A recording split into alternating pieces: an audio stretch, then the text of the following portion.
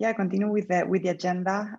We have Richard Bierman, Director from Analysis Services at Avania, and he will share features, challenges, and solutions while setting up a DFengage environment.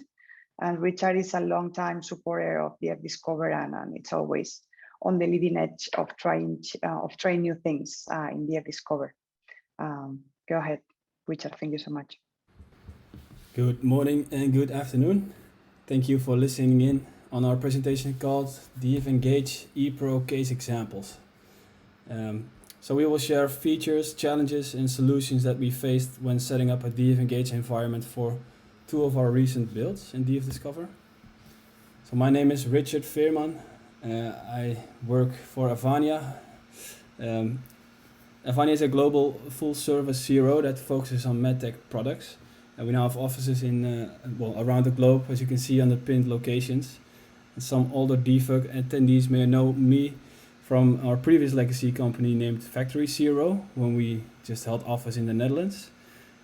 Starting from Factory CRO, we have been using DF Discover for almost 20 years now. And myself and Pascal Groene, who some of you probably know, were lucky enough to meet the user group on quite a few occasions through the years. And we can say that as Avania, we're still big DF Discover and DFNet fans.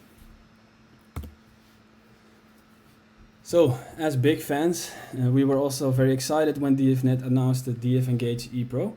As we were one of the first to use it, DFNet reached out and asked us to share our experiences on these first study builds. Currently, we have the first database live and a second almost live.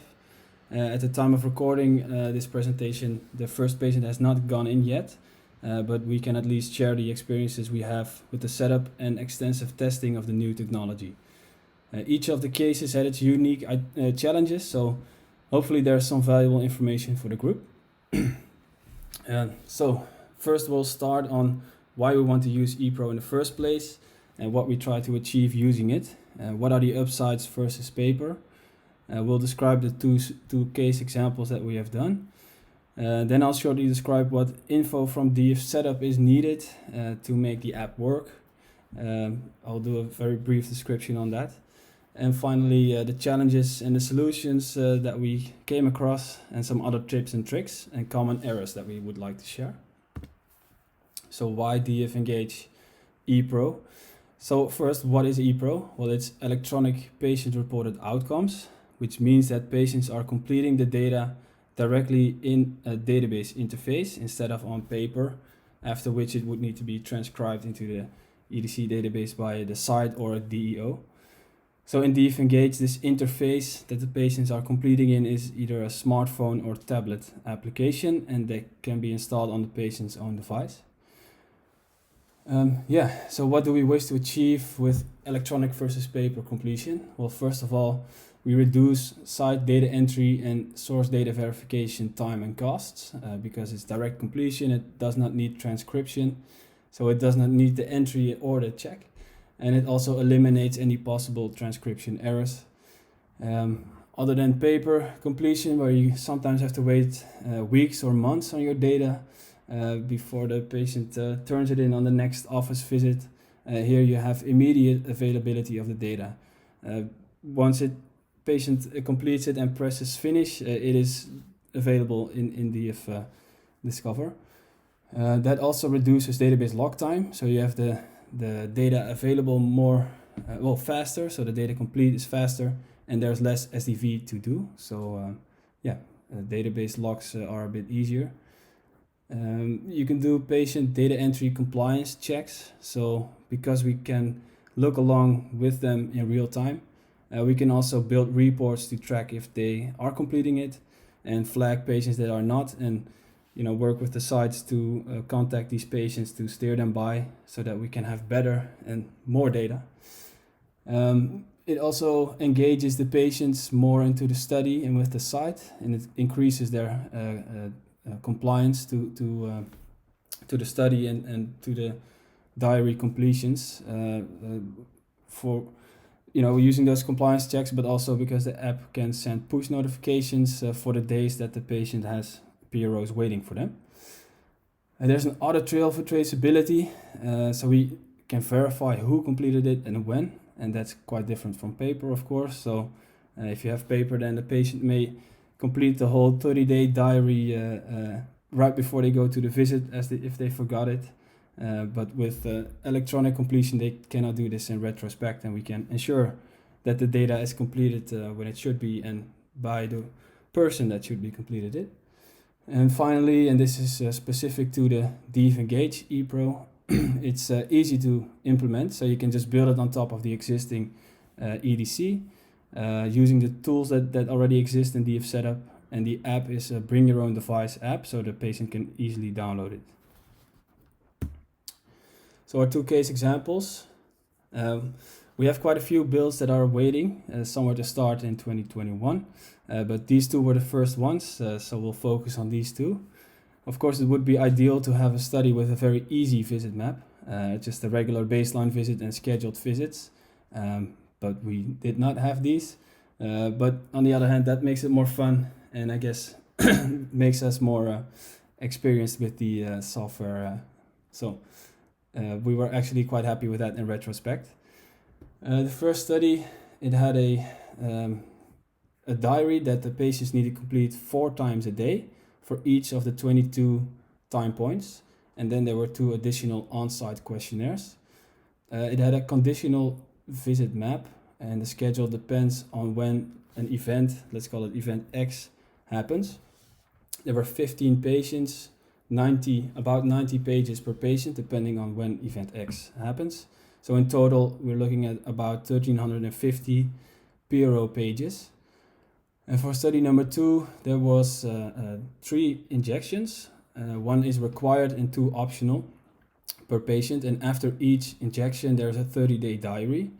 Again, a conditional schedule because of the third and second injection are optional. There were 90 patients. Per patient, they have to complete 60 to 180 pages, depending on how many injections they had. And it's 60, not 30, because it's a 2-pager diary per day. So in total, that's between 5,400 and 16,200 PRO pages to complete. So if we do a quick calculation and assume 1 minute per data entry and 1 minute for SDV, then that would potentially save us 540 hours in this second study of site work and CRA work. And I can assure you that the setup time won't take nearly that long. So a very brief description of how it works. And the DFNet team and manuals are much more elaborate and clear on this, but this gives a bit of info to make clear what our challenges were in the next slides. So first of all, DFNet uses the existing DF setup tools. So it uses the plate setup, visit map, page map to present the PRO screens and present them in a correct time schedule. Baseline visits, B-type, define the baseline date, and the PRO's plates need to be a scheduled visit, so an S-type. Conditional cycles, visits, plates, and terminations are not yet supported by the app, so you can add them to the setup, but they won't affect the PRO scheduling. Once a PRO is shown at window start, so when it starts showing up when the visit starts, it will not disappear if it's not completed. So it will not disappear when the window closes, unless you do something about it. We have to use date formats, DD, MM, YYY, for all the ePRO dates and visit dates. The app shows 1 screen per field, where the field property prompt is used for the question text, and then for choice fields, the answering options are just the code labels as they are usually, and for text fields they are as long as the store is long. Module and then field number determine the order of the questions, and skip patterns can be used to skip sub-questions that are not applicable. And this is all pretty logical, and we all know these properties, so you can just use them again for the ePRO. And finally, we create a ePRO role in DF admin for the site users that has the correct permissions. So the challenges we faced, these link back to how it works, to the previous slide. So I said the that the PROs need to be in a scheduled visit, otherwise they will not show. So how do we handle screening visit PROs and baseline visit PROs? Second challenge we had was the conditional schedule that we have in both our case 1 and case 2 studies. Where our case 2 study, the site enters the baseline dates of the new injections themselves. So that's basically 2.1. And in case 1 study, the study condition was based on other data, namely event X. And that can, for example, also be, randomization or a protocol version that the patient has consented to, or site-specific CRF. So other data than the baseline visit dates determines what PROs should show up in those examples. And that was fun, and that was a bit different because the conditional cycles and visits and plates don't work as per the previous slide. The third challenge was to deal with non-completed questionnaires. As I said, they will remain in the app if you don't do something about it. And finally, because the app is on a smartphone or tablet, you will have a smaller screen, so the layout of the app is different from the questionnaire on paper.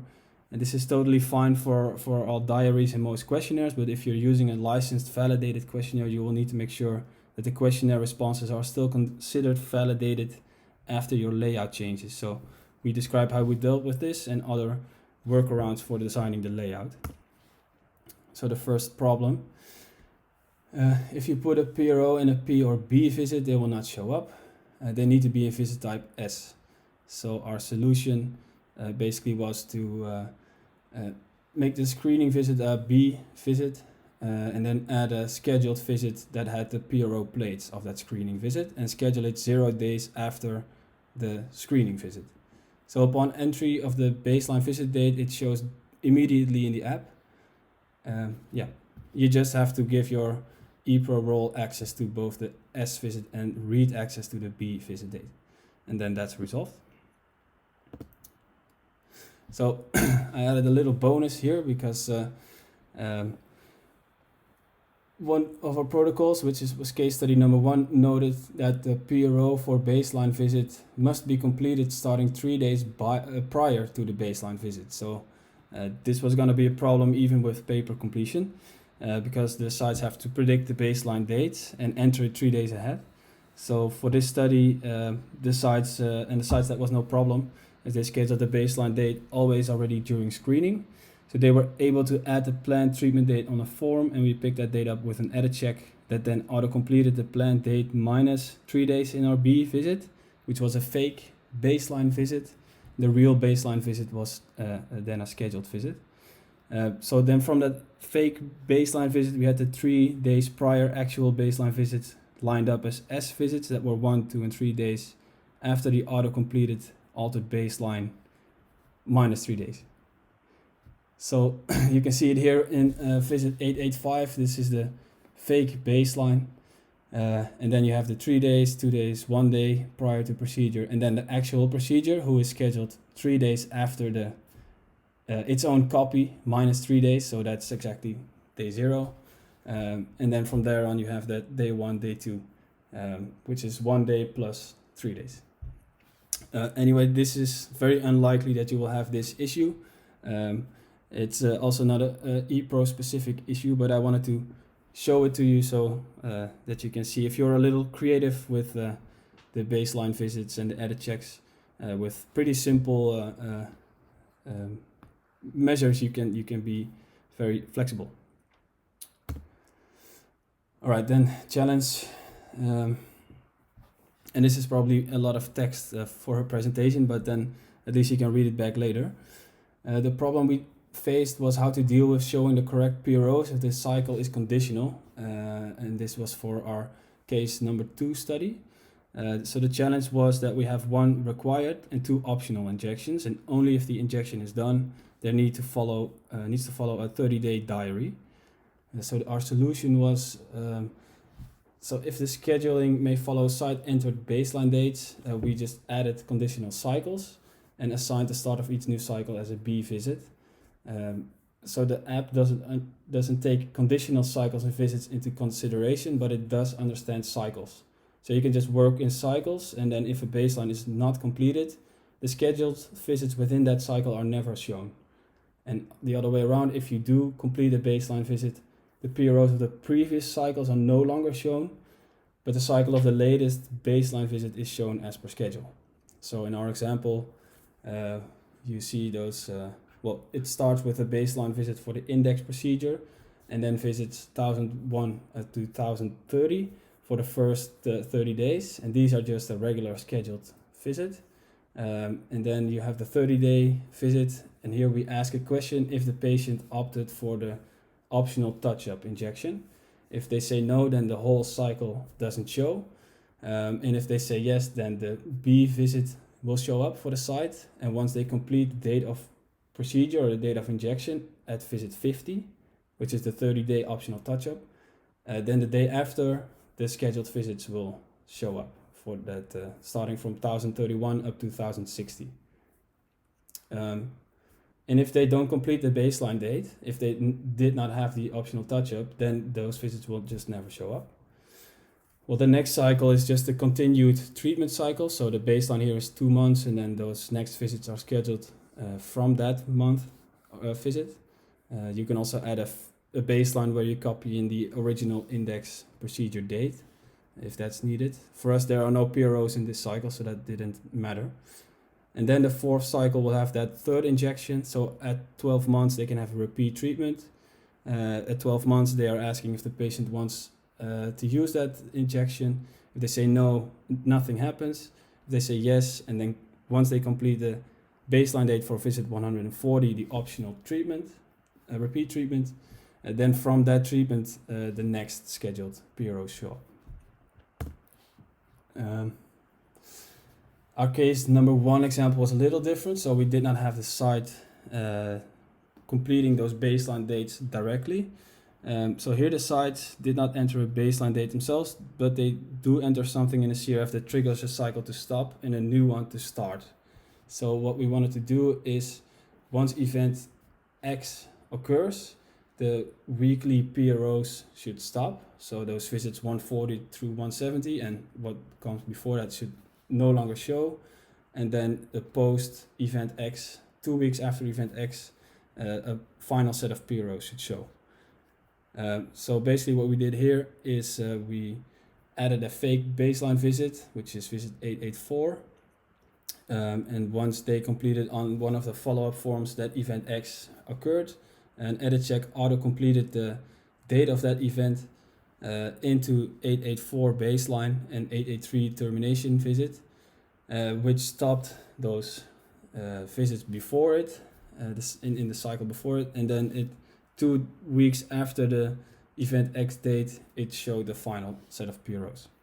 So again, these two examples were more complicated than most other schedules. If you just have a baseline and then a follow-up visits or time points, you don't even need to consider this. But if you do, with some very simple edit checks and a bit of creativity in using fake or real baseline visits, you can control the PRO scheduling for any complex schedule. So we just wanted to show how we did that. But usually you can just have a baseline visit and then scheduled visits, and that's it. So next problem, or next challenge was the PROs that are not completed will remain in the to-do list. So how to get rid of these? Well, we have an edit check that auto-completes records that are out of window but not completed. In our case, it will check a hidden box called expired and adds a missing code to all required fields. We run this in batch every morning. And we actually got the script from these edit checks from Laura at DFNet. So yeah, I would say ask DFNet if you want to do this. Then finally on the QS design and validation. So first of all, a validated questionnaire may no longer be validated if you change the layout of the questionnaire, which again is not a problem for diaries usually, and for most questionnaires it's fine, but we would advise that you check with the licensing company of the questionnaire to see if it's okay. Some may just not be okay with having it in a different layout at all. Some may review it case by case, and others may be fine with it. So it's good to check this before you start building it. Inclusion of instruction text is no standard option. So because the ePRO shows one screen per data field, you need a data field to show something. So you cannot just enter some instruction text. So what was actually a good solution that was brought to us by Lisa from DFNet was to add a checkbox and then add the instruction text in the prompt and something like read and understood in the field coding. And then it looks, well, what you see on the right. So you can still have some instruction text in the app. And finally, related to the previous challenge or problem is that inclusion of pictures is not possible yet. How we will work around this is that we will give the patients the picture on paper so that they can still review it and then have them complete the data in the app around the picture. And we actually do the same for very lengthy instruction text where you have more than or almost a full page of instruction text. We just give them the paper to not overload the app with screens. Anyway, so those were all our challenges, and we managed to solve them all. So we were happy about that.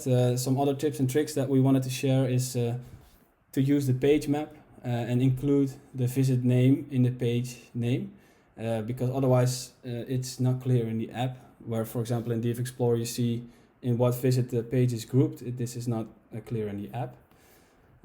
We advise to create a manual for the site staff training and their reference. Of course, for them it's also new, and it's a good place to explain them how they can help the patient download the app when the patient is, for example, at the screening visit, do the login together, do the practice questionnaire together, and then instruct patients further on the study. And for example, you can include some questions and answers on what happens if the patient changes their phone or loses their PIN code.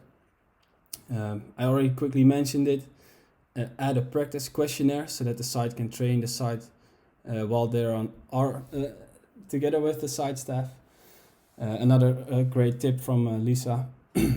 One of the advantages of ePRO as opposed to paper, as I said, is that you can track compliance and perhaps steer the patients by through the site. So we intend to build a dashboard so that we can flag patients that are not compliant early on. If you want to have a PRO show up when the visit window opens, remember to not put the due date to the planned date of the visit, but the planned date minus the allowed window.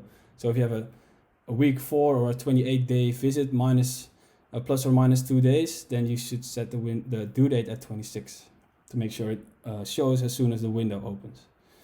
And finally, it's always good to have a backup plan. Some patients may not have a smartphone still or just don't want to use it. So you can either use one or more of these solutions that we came up with. So you can add an exclusion criteria to just not use these patients. You can make sure you have backup smartphones or just have paper backup, as these can easily coexist with the electronic completed PROs. Some common errors that we ran into, and I'm sure you will probably too, as that happens when you do something new. So if you see PROs that are not scheduled yet in the next cycle, it is probably because your ePRO role does not have access to all the baseline visits. If you see PROs that are scheduled, if you're not seeing PROs that are scheduled, again, most issues are probably in your ePRO role permissions. So don't forget to check this. And otherwise it's a visit map issue or just a data entry issue. Although we know that module and then field number will show the order, this is likely gonna go wrong at first. So your field order, that's probably a setup issue. And then finally, if you're not able to enter the data, check if your ePRO role has permissions to level 1. So in conclusion, we felt that DFengage allows for a time and cost-efficient approach to get higher quality PRO data in our studies. The setup was pretty straightforward and easy to implement, as it uses the existing tools that we are familiar with. And even if we have some more challenging visit schedules, we managed to resolve that with relative ease. So we have 2 more builds where the client is happy because they get better data.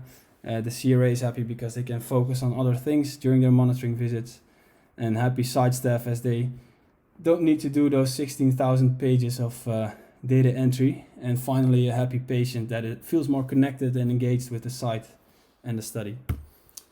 So thank you for listening in and being part of the DFUG community. We always are happy to share our experiences and learn from yours. And a special thanks to DFNet for getting this DFengage app available and for your great support in getting us started up.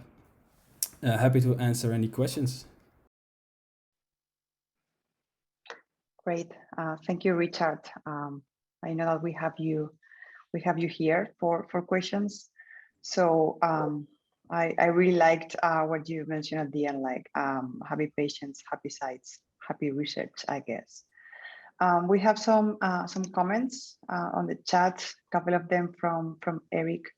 The first one, how did you handle enrollment of patients? The other one from Eric too.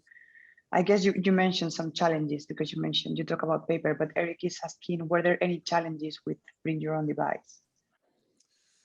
Yeah, thanks, Eric. So for the enrollment, basically the site staff is in charge of that. We provided them with a list of all the ePRO accounts, so the usernames and passwords, and then with an ePRO manual. So we instruct them to download the application together with the patient, complete the baseline date in the CRF, and then the patient will log in together with the patient for the first time, and then have them create their own PIN code, which they can do without the site staff looking with them, so they still have the privacy. And then a practice questionnaire shows up directly after the baseline data is entered, so they can do this together with them. And then from there on, the patient can just do it. So that's for enrollment. So yeah, it does take a bit of time to create those ePRO accounts and to make sure that the passwords you create will not turn overdue. So we just put a reminder in our agenda to update them once that happens. Mm-hmm. That's it. And then for bring your own device, well, actually the first patient is scheduled tomorrow, so we didn't have any issues yet. But one of those 2 case examples, the sponsor had decided to give some backup devices to each site. So that's how they will handle it in that one. And for the other study, they have backup paper. So if we have a patient that doesn't have a smartphone, then they can use the paper diary. Mm-hmm. Yep. And continuing with Eric, does DFengage help the patient remember to remain schedule compliant?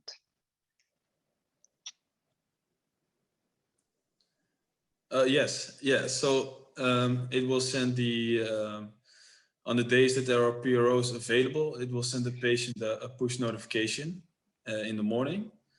So that's how the patient can, will be reminded that they need to do something. And next to that, we will, together with the sites, we will remind patients if we see that they have missed scheduled PROs for more than 2 days in a row. Mm-hmm. So yeah, that's basically a double backup plan, and then at least that's a lot better than paper where you just see it once the patient turns in the paper at the next visit. Yeah. Never enough when it comes to reminders sometimes. Pontepis is asking what version of DF Discover are you using, Richard? We're in 2020, 5.3. So, but I think it should, I don't know, maybe Eric or someone from the DFNet team can answer, but I don't know from which version it should be able to work. 5.3 or 2020 is the beginning. Mm-hmm. So anything after that, or at least DF Discover 2020 will be good. Thanks, Eric. Viken is asking if there is a way to reset the PIN if participant forgets. Yeah, basically they will need to, so if they completely forgot, they will need to log in again with their username and password. So we now have advised them to just try the 6 times they have. And if they fail after the 6th time, they will be prompted to well, do the login again with their username and password, so they can contact the site staff to request this information and then create a new PIN. Mm-hmm. I guess 6 is a per number, probably. Yeah, 6 guesses on 4 numbers. Lisa, you have your hand raised.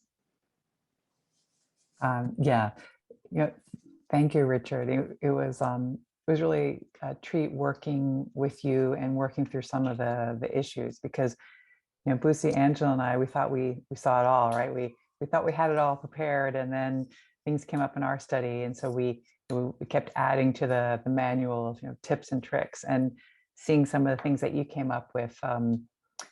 We were able to help with some of them, but some of them you just did on your own. So thanks for being creative, and we'll add those to the manual.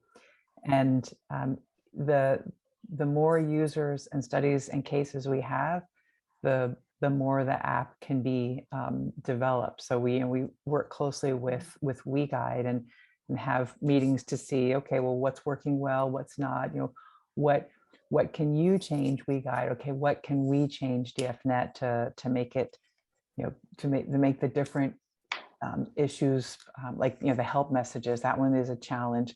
So things like that, and it's the more people we have using it, the better. And there are a few other clients users who've started using it, and yeah, no, it's great. And the 6th thing, when it's a phone, yeah, there's 6 times. So I try my code, can't remember.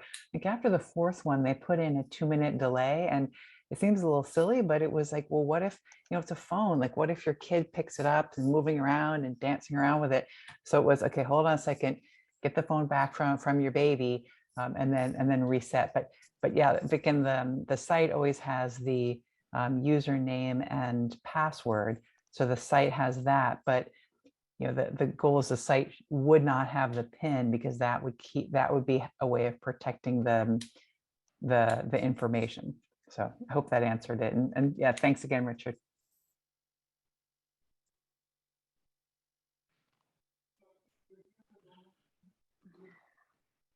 You can go ahead, Eric, and unmute and ask your question. Don't check. So yeah, one of the great things we have many great clients. Avanya is often pushing us, often at the beginning of doing often the first to do an upgrade. And as I'm learning through your presentation, you're often dealing with complex visit maps. So my ask of you is, when do you do the easy studies? Yeah, as I said, we have a lot of next studies lined up for ePRO, and they have a lot easier visit maps actually. So it was kind of challenging to get these to be the first 2, but yeah, it helped the presentation, I guess. So hopefully the next will have some easier ones. Yeah. Thanks, Richard. Yeah. If there is no more questions, we can continue with the next speaker. Thank you so much, Richard. Have a good rest of your evening. It was a great presentation. Thanks so much. Yes, thank you as well.